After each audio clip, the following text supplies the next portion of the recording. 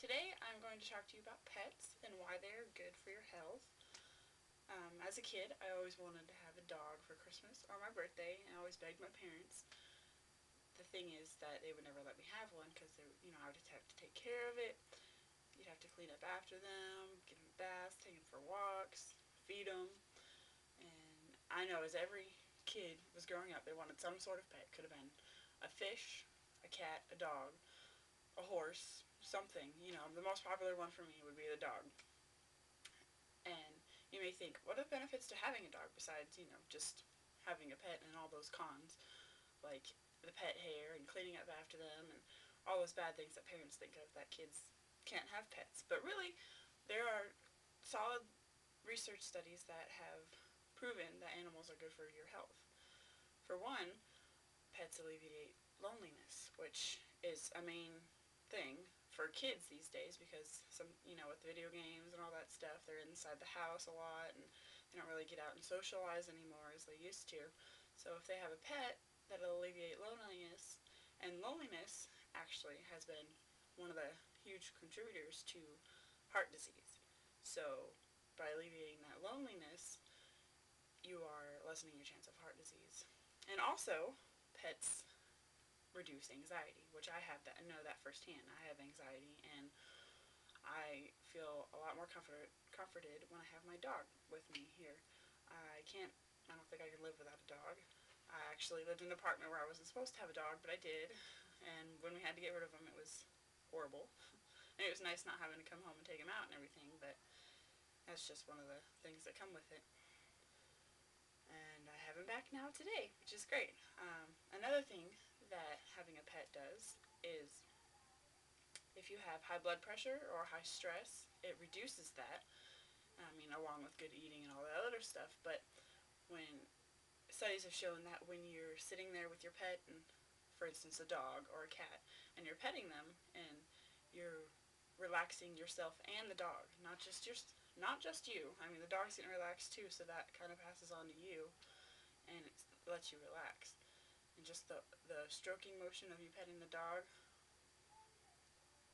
helps you relieve some stress and the nerves since you're so tense. And my dog, he does that for me all the time. And studies from the APA, American Psychological Association, have told people that pets are a good way for people who are lonely or have social problems or anything like that. My sister, as a matter of fact, I interviewed her. I asked her what it's like to have a pet now than before, because she used to always be hiding in her room or go off and storm off into her room when her parents got mad at her or something.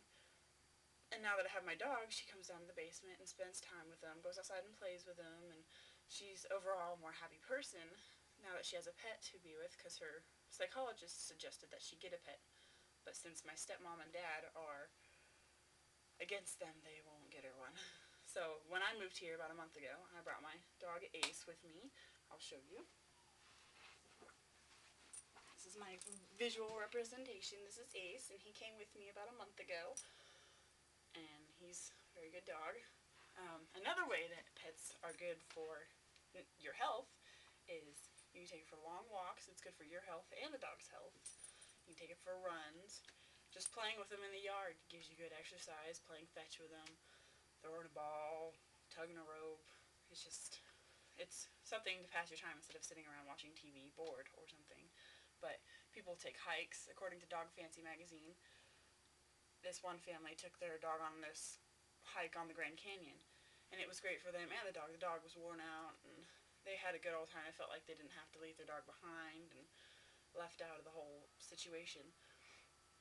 But whenever you're walking with a dog also, there have been results out of my dog encyclopedia that I use as a reference that when you're walking with a dog, people are more likely to come up to you and say hi, because with the dog it seems more of an approachable friendliness. And also if they have dogs too, they understand, and the dog shows your personality and that you are a fun-loving person most of the time. And if you're taking them for a walk, they're more likely to walk up to you when you have a dog than when you're walking by yourself. There are plenty of other health benefits to having, say, a cat.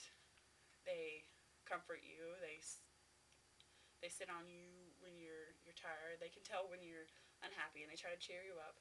Another thing is animals have this energy that kind of just you pick up from them. Like my dog, he runs around the house all happy, and that kind of cheers me up. And if I didn't have him, I think I wouldn't be as happy all the time. But for the most part, it shows that pets can reduce heart disease, stress, anxiety, make you more relaxed, more fun-loving, and overall a good person and make you live longer. And for the elderly, it is suggested that they have pets also. Kids and the elderly are the main influential people. So if you don't like pets, you might want to take it into consideration. Maybe go to the pound for a day, see if it makes you feel better, or go to the zoo, and I'm sure the animals there cheer you up. But that's my persuasive speech. I don't know if I persuaded you or not into having a dog or animal to help you live longer. Alright, have a nice day.